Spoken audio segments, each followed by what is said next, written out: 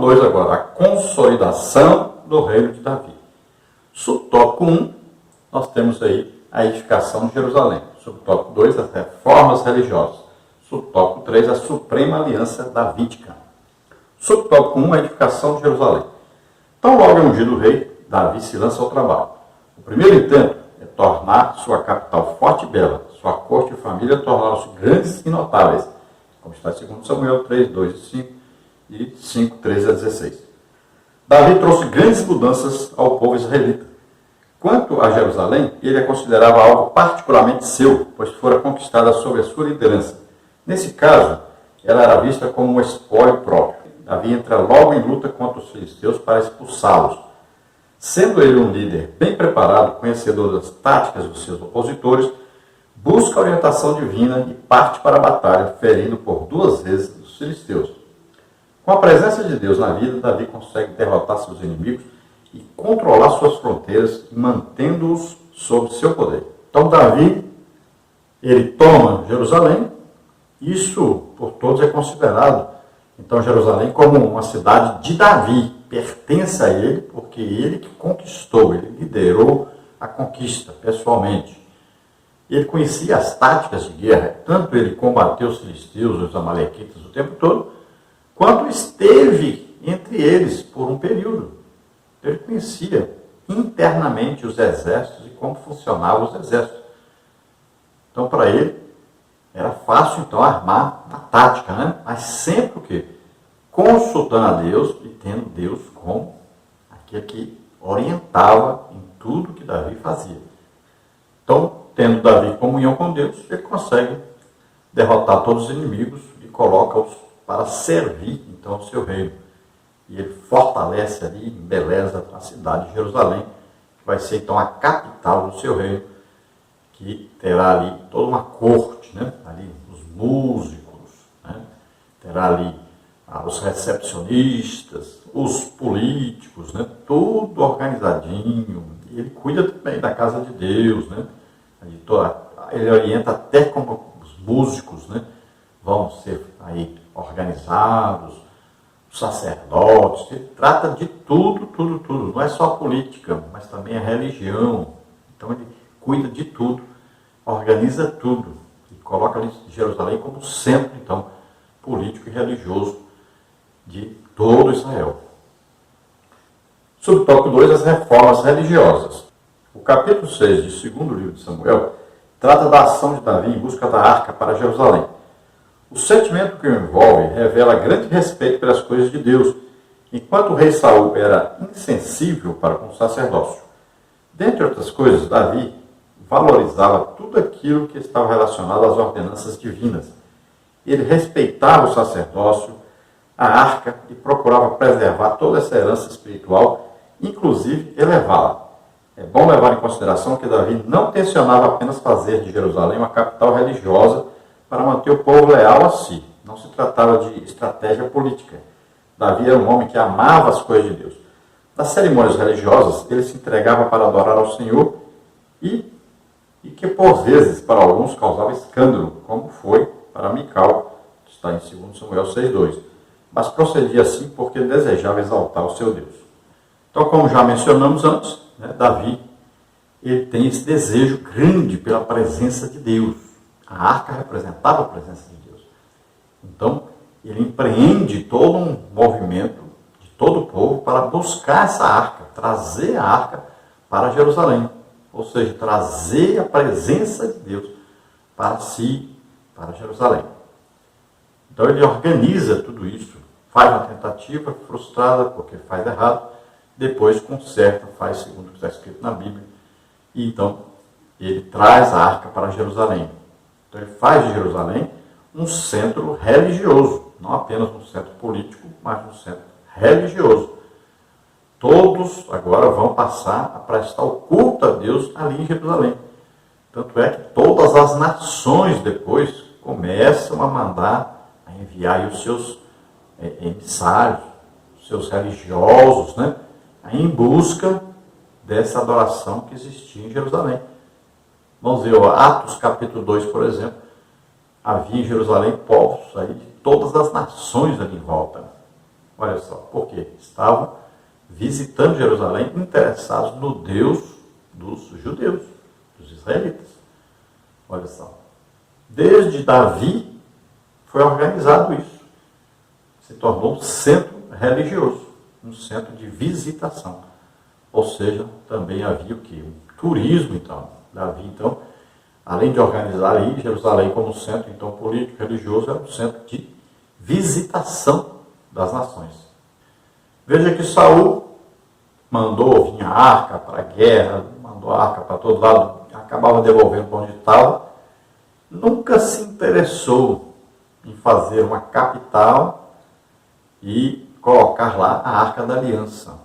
Ele não era um homem que buscava assim, as coisas, né, de comunhão com Deus. Ele não tinha essa visão, não tinha essa intenção. Não era um homem segundo o coração de Deus.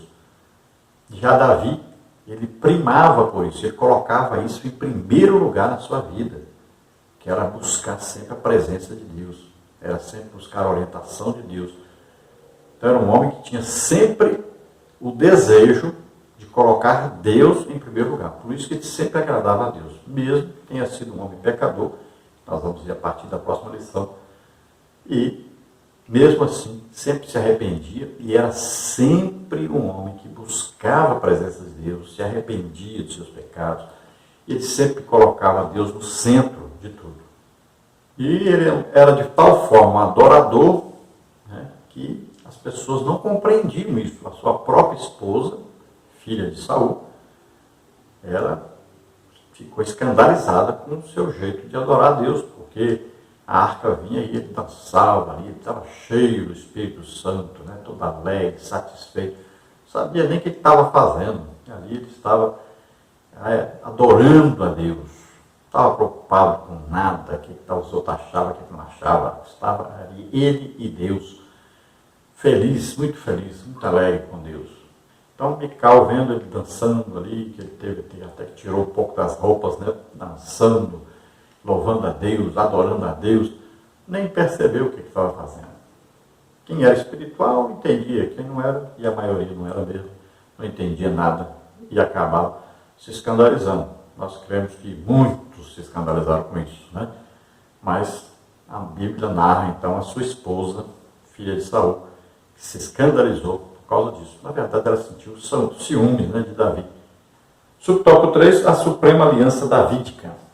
Quem profetizou sobre a aliança davídica foi Natã. Assim como Deus falara que abençoaria a família de Abraão, não seria diferente com Davi. Ele e sua família teriam um grande nome, como está em 2º livro de Samuel 7, de 1 a 15. Podemos ver que 3 coisas importantes iriam caracterizar a aliança davídica. A firmeza da sua família na terra, seus sucessores teriam a presença de Deus e uma dinastia eterna, como está em 2º livro de Samuel 7, de 11 a 16. Veja bem que Davi, então, fala com Natã sobre construir uma casa para Deus, um templo. Natã já aprova logo. Diz, não pode fazer tudo que você fizer e Deus vai abençoar. Só que Deus não tinha dito para Natã falar nada disso. O profeta, de vez em quando, fala do próprio coração, né? Não fala o que Deus mandou. E naquela mesma noite, então, Deus fala com Natã. Olha, Davi não vai construir a casa. Eu não moro em casa feita por mãos humanas. Mas Deus entendeu que Davi queria construir um templo. Deus permitiu, então, que Davi passasse esse projeto para o seu filho Salomão. E ele deu o motivo. Ele disse que Davi era um homem sanguinário, acostumado à guerra, a matar muita gente. Que ele não aceitaria que Davi construísse, mas o seu filho Salomão construiria. Então Deus faz uma aliança com Davi. Nessa aliança, Deus promete que os descendentes de Davi governariam, promete que ele estaria presente nesse governo e Deus promete uma dinastia eterna, ou seja, Deus estava falando sobre o milênio onde Jesus, descendente legal do rei Davi, governaria sobre Israel. Nós vamos ver então que os reis, né, de Judá, todos os descendentes do rei Davi, vamos ver que eles tinham sempre alguma coisa com Deus, tiveram comunhão com Deus, se desviaram, voltavam, né? Mas, em média, todos eles se interessaram por Deus todas tiveram a presença de Deus ali, e até hoje os descendentes de Davi estão governando sobre Israel. E no milênio, o próprio Jesus governará sobre Israel, sobre o mundo inteiro. E esse será o cumprimento exatamente dessa aliança feita entre Deus e Davi. Vamos então à última parte, aí o tópico 3, a grandeza política do reinado de Davi. Subtópico 1, as realizações militares. Subtópico 2, as administrações de Davi. Subtópico 3, o culto público. Subtópico 1, então, as realizações militares. Nas Escrituras, há registros das diversas ações militares de Davi, como está em 2 Samuel 8, 1 a 14. Muitos denominam esse texto de Davi que ataca. Note que a tônica dos versículos é sobre os verbos feriu, sujeitou, matou, tomou. Sua ação começa com o desbaratamento dos filisteus, mas vai se alastrando até fazer fronteira com outros povos. Já nos limites de Israel, a lista de povos vencidos inclui filisteus, moabitas, sírios, edomitas. Não demorou para que importantes possessões gentílicas estivessem sob o controle de Davi. Como é maravilhoso ter um líder cujo coração e força são dominados pelo Senhor. Deus deseja levantar líderes segundo o seu coração. Então nós vemos aí que Davi, ele era um homem de guerra, era um general. Era acostumado com guerra. Era acostumado a matar. Né? E a ordem de Deus para Josué, por exemplo, foi que ele deveria entrar em Israel, né, ali em Canaã, e destruir todas as nações. Nunca foi feito isso. Nunca terminaram o serviço que era para fazer. Por quê? Quem vai entrar no reino de Deus tem que destruir os inimigos do reino de Deus. Eles deveriam destruir tudo, para que eles nunca viessem a cair na idolatria, nunca viessem a ser influenciados por aqueles povos, que é o que aconteceu. Assim também nós, quando nós entramos no reino de Deus, nós temos que deixar para trás. Nós vamos combater Satanás e os seus demônios, não é as pessoas. Mas nós temos que largar as coisas que antes nós fazíamos. Então a idolatria, né, os pecados cometidos, aquelas coisas, bebida, drogas, vícios, tudo, tem que deixar tudo isso. Xingamentos, mentira, tudo isso nós temos que largar. Então nós vamos entrar no reino de Deus, entramos, aceitamos Jesus como Senhor e Salvador. Então as coisas velhas passaram, tudo se fez novo. E agora nós vamos lutar contra o reino de Satanás. Lutar contra Satanás e os seus demônios. Então a igreja, ela é militante, ela está lutando contra o reino das trevas, contra o reino de Satanás, todo o tempo. Então o que nós fazemos aí? Jesus veio o quê? Desfazer as obras do diabo. O diabo faz, nós desfazemos. É assim que acontece. Então nós vamos tirando as pessoas do reino das trevas, que estão condenadas a ir para o inferno, para o lago de fogo e enxofre. Vamos tirando essas pessoas do reino das trevas, do reino de Satanás, trazendo para o reino de Deus. Então é uma luta constante isso. Todo crente foi chamado para ganhar almas. Então nós temos que lutar para trazer essas pessoas para o reino de Deus. Então Davi faz isso. Quando ele assume o governo, ele vai agora desbaratar os exércitos inimigos, torná-los fracos para que ele possa governar sobre eles. Então ele não correria mais o risco de ser invadido, de ser dominado por povos gentílicos. Então agora estariam no governo Davi, todos os judeus, e todos os outros povos à sua volta seriam escravos, servos, pagariam impostos, trabalhariam para Israel. Subtópico 2, as administrações de Davi. Foram muitas as mudanças realizadas por Davi, que o fizeram destacar-se no campo militar, político, administrativo e religioso. Lendo o capítulo 8, versículos 15 a 18 e 20, 23 e 26, observamos como Davi fez importantes mudanças na área administrativa. No comando de suas tropas estava à frente Joabe, havia uma guerra real, um superintendente da corveia que lidava com os estrangeiros. No campo religioso, Davi tinha 2 sacerdotes, Zadok e Aimeleque, segundo Samuel 8,17. Um cronista, um escrivão, 1 de Crônicas 24,3, os quais eram responsáveis pelos registros e documentos do Estado, dentre outras nuances administrativas. Esse corpo administrativo não era autônomo, todos agiam com a permissão do rei e por ele eram supervisionados. Cada setor só poderia agir ou fazer algo com a anuência dele. Davi procurou montar um setor administrativo que pudesse auxiliar no seu reinado. O sucesso de um obreiro depende de oração, pregação, ensino, mas também de saber administrar com eficiência as coisas de Deus. Para isso são chamados, Tito 1,5. Paulo diz que 2 tipos de obreiros precisam ser bem remunerados, os que se afadigam na palavra e os que administram bem. 1 Timóteo 5,17. Então Davi era um excelente administrador e ele colocava pessoas certas para administrarem cada setor. Então o governo geral ele tinha ali, a parte religiosa, tinha a parte militar, então tinha a parte de educação, tinha a parte de religião, tudo isso ele organizou, inclusive a parte musical, tudo isso ele organizou direitinho para que tudo funcionasse corretamente. Então ele colocava líderes, depois colocava sublíderes, e depois colocava então mais ainda outros líderes sobre grupos pequenos.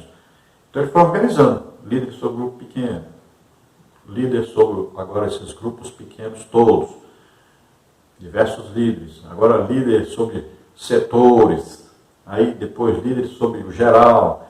Então ele organiza, é assim que organiza. É igual a igreja, Então nós temos aí as congregações, tem um líder de setor, com algumas congregações, vamos pôr assim, de 10 em 10 tem um líder, um superintendente, um supervisor.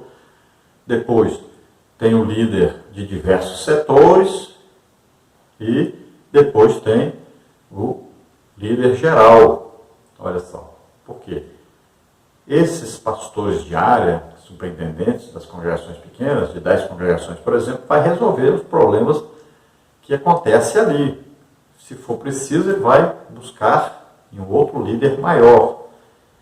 E esses líderes maiores, se não conseguirem resolver, aí vai ao líder principal. Então são tudo aí organizados. Assim a igreja também é organizada assim. Então Davi enxergou isso, ele organizou tudo isso, todos os setores. Então tudo funcionava corretamente. E ele supervisionava tudo. Então ele pegava o resumo de tudo e via o que estava acontecendo, tomava providência para resolver se houvesse algum problema que não tinha sido resolvido. Os apóstolos, quando começou a igreja, disseram, nós vamos cuidar da doutrina e da oração. Então, um líder da igreja, ele cuida disso. Agora, ele tem que ter o quê? Os seus administradores, que vão cuidar da parte material da igreja. Então, hoje nós temos muito líder que ele cuida da parte material, administração financeira da igreja, administração eclesiástica, e não tem tempo, não dedica tempo à oração, jejum, estudo da Bíblia.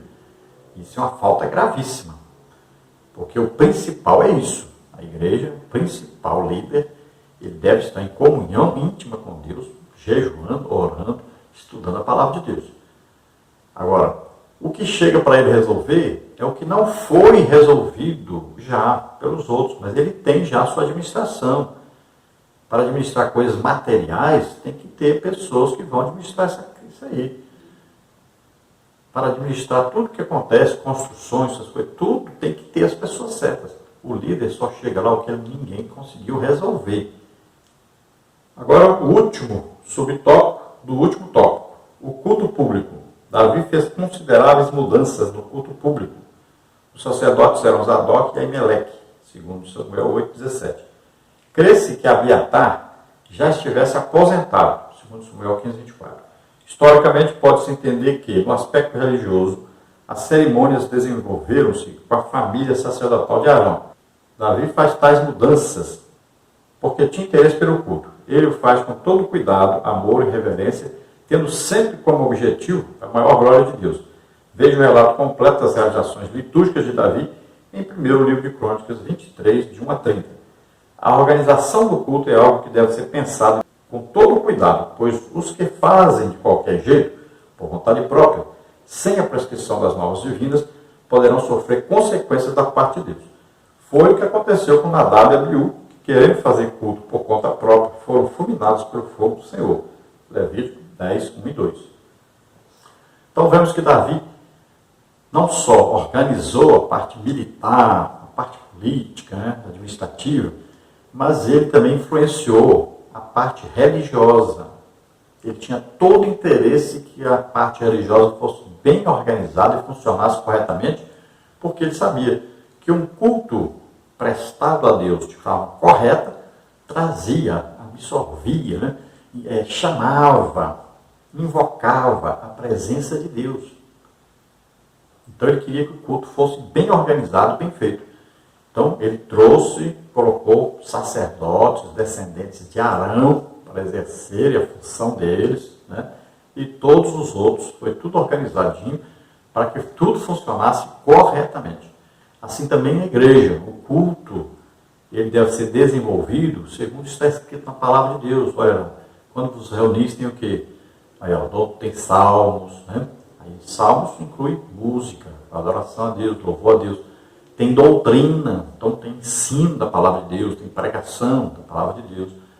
E aí tem o quê? As manifestações do Espírito Santo. Olha, tem revelação, tem profecia aí, línguas, interpretação de línguas. Olha aí, o culto tem que ter tudo isso. Nós estamos numa época que o culto está tendo aí 70% de música, pregação rápida, bem rápida, Não sobra tempo para orar pelas pessoas que estão doentes, enfermas.